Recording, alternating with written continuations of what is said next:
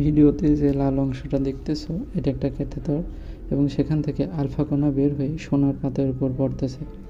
সোনার পাত ভেদ করে কিছু কণা জিঙ্ক সালফেটের দ্রবণে পড়তেছে এবং সেখানে হালকা আলো তৈরি করতেছে, যেটাকে আমরা প্রতিপ্রভা নামে জানি।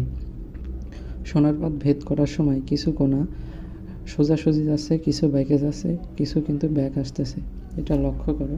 এখন আমরা যদি আস্তে আস্তে সোনার পাতের ভিতরের কোণার কাছাকাছি যাই এবং যেতে থাকি আরও নিকটে, তাহলে এক পর্যায়ে গিয়ে পাশাপাশি কোণাগুলো দেখব না।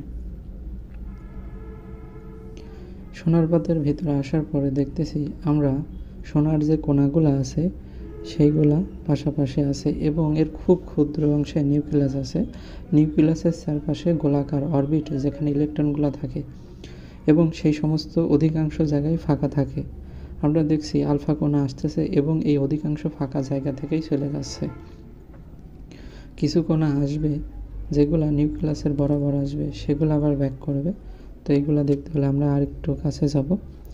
যে অংশটা দেখতেছো এটা হচ্ছে নিউক্লিয়াস। আমরা যদি একটা কণার দিকে বিবেচনা করি এবং সেখানে কিছু কণা ফেলতে চাই আলফা রশ্মির মধ্যে কিছু কণা যখন নিউক্লিয়াসের কাছে যায়, যেহেতু নিউক্লিয়াস পজিটিভ এবং আলফা কণাও পজিটিভ, তাই পাশে যাওয়া কিছু কণা সেটার বিকর্ষণের কারণে